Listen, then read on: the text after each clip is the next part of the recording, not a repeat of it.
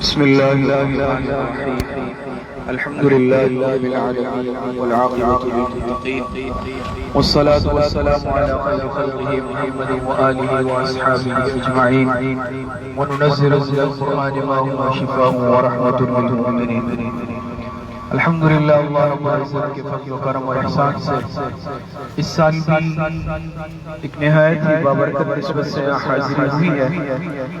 گزشتہ سالوں میں بھی الحمدللہ حاضری کی سعادت حاصل ہوئی ہے اور ہمارے برادران حافظ محمد طلحہ، حافظ عبدالحسین، ان حضرات نے اس سال بھی حسب سابق قرآن کریم تراویح میں مکمل سنائے ہیں. انہیں مبارکباد پیش کرتے ہیں اور دعا بھی ہے کہ اللہ پاک ہمیشہ انہیں یہ سعادت اللہ پاک انہیں سعادت سے نوازتا رہے.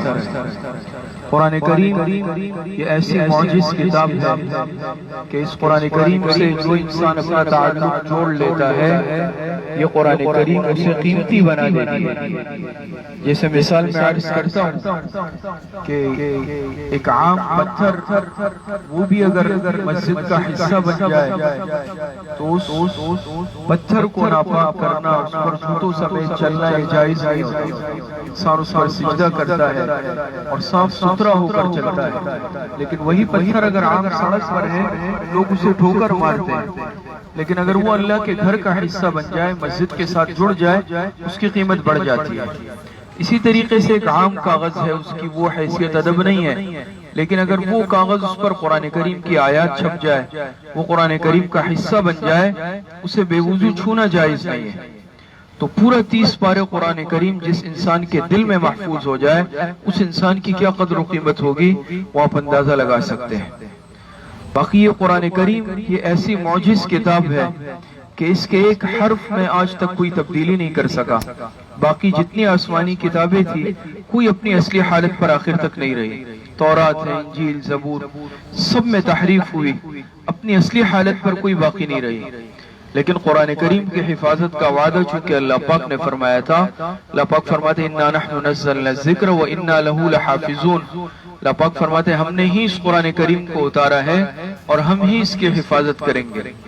اسی بنا پر بھرپور کوششوں کے باوجود اس قرآن کریم کی ایک آیت بلکہ ایک حرف، ایک نقطے میں کوئی تبدیلی نہیں کر سکا اور نہ کر سکتا ہے. اور آپ دیکھتے ہیں اس کا ایسا اعجاز ہے کہ ایک چھوٹا بچہ 7 8 سال 10 سال کا بچہ قرآن کریم حفظ کر لیتا ہے. دنیا کی کوئی کتاب ایسی نہیں ہے جس کا حافظ آپ کو ملے گا. تو یہ قرآن کریم کا اعجاز ہے اور اس قرآن کریم کی ہر جہت میں اعجاز ہے. قرآن کریم کی تلاوت کے اعتبار سے بھی اعجاز، اس کو حفظ کرنے کے اعتبار سے بھی اعجاز، اور اس کی تلاوت میں اللہ پاک نے ایسا انجذاب رکھا ہے اس اعتبار سے اعجاز. ہر اعتبار سے یہ معجز کتاب. اس قرآن کریم کے لیے حضور علیہ السلام کے زمانے میں بھی کفار مکہ نے اس کا توڑ کرنے کی، مقابلہ کرنے کی ایڑی چوٹی کا زور لگایا اور یہ کوشش کی کہ یہ ہم اس کا مقابل لائیں گے.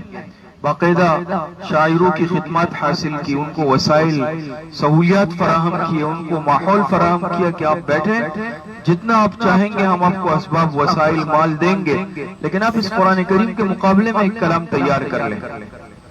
اور انہوں نے بہت کوشش کی لیکن بالآخر انہوں نے خود اقرار کیا کہ یہ قرآن کریم یہ کسی انسان کا بنایا ہوا کلام نہیں ہے بلکہ یہ اللہ پاک کا کلام ہے، ہم اس کا مقابلہ نہیں کر سکتے. تو یہ قرآن کریم یہ قیامت تک باقی رہے گا.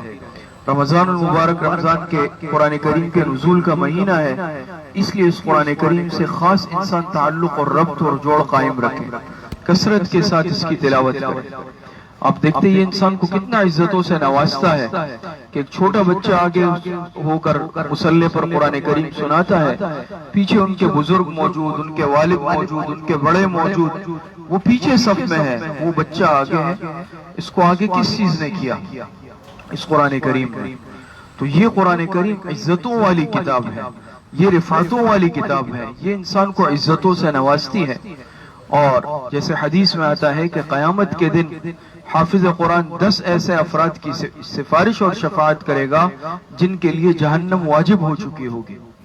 تو بڑے ہی خوش قسمت ہوں گے وہ والدین اور وہ حضرات کہ جو اپنے بچوں کو حفظ قرآن کراتے ہیں اور حافظ بچوں کے ساتھ، طلبہ کے ساتھ شفقت اور محبت کا اظہار کرتے ہیں۔ علماء نے باقاعدہ یہاں پر یہ نکتہ لکھا کہ یہ جو سفارش کا حق دیا جائے گا، اس میں وہ افراد بھی شامل ہوں گے جس نے دنیا میں اس بچے کے ساتھ محبت کی ہوگی، اس کے حافظ ہونے کی بنا پر اس کو محبت کی نگاہ سے دیکھا ہوگا۔ دنیا میں دو طبقے ہوتے ہیں، ایک وہ ہوتا ہے کہ جو اس کی حوصلہ شکنی کرتا ہے، کہتے ہیں تم نے کیا اپنے بچے کو مدرسے میں بٹھا دیا، اسکول میں بٹھا دو، کہیں اور بٹھاؤ، اس کو تم نے مدرسے میں بٹھا دیا۔ ایک طبقہ وہ ہوتا ہے جو حوصلہ افزائی کرتا ہے۔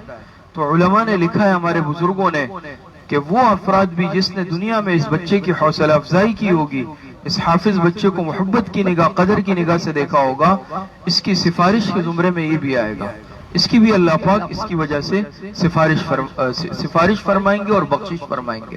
تو بس عرض کرنے کا مقصد یہ ہے کہ اس قرآن کریم سے اپنا تعلق مضبوط رکھے، اس قرآن کریم کے احکامات پر عمل کریں۔ حدیث مبارکہ میں آتا ہے، آپ علیہ السلام نے فرمایا القرآن حجت لک و علیک، یہ قرآن کریم یا تو تمہارے حق میں سفارشی ہے یا تمہارے خلاف سفارشی ہے۔ اب یہ ہمارے اوپر منحصر ہے کہ ہم اس قرآن کریم کو اپنے لیے سفارشی بناتے ہیں۔ وہ اس صورت میں ہوگا جب ہم اس قرآن کریم کی تلاوت کریں، اس کے احکامات پر عمل کریں اور اس کے ایک ایک حکم پر عمل پیرا ہو جائے۔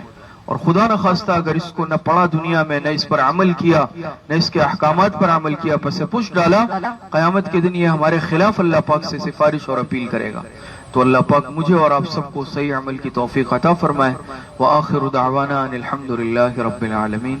دعا فرما لیں۔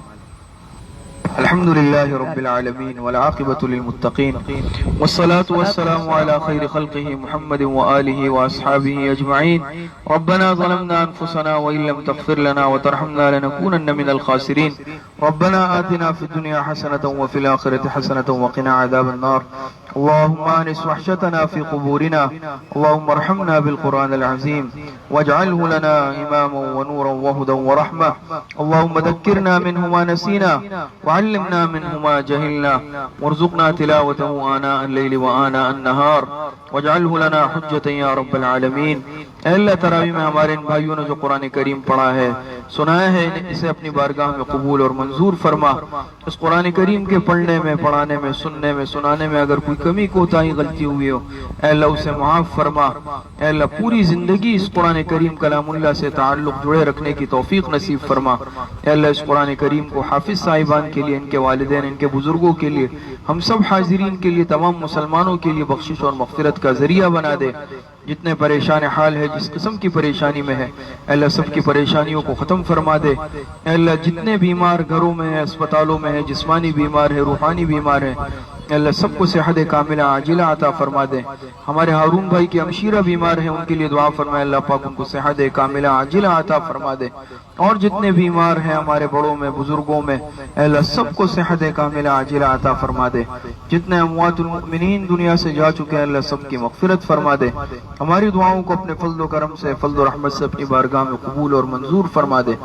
وصلی اللہ وسلم علی نبینا محمد وآلہ واصحابہ اجمعین برحمتک یا ارحم الراحمین۔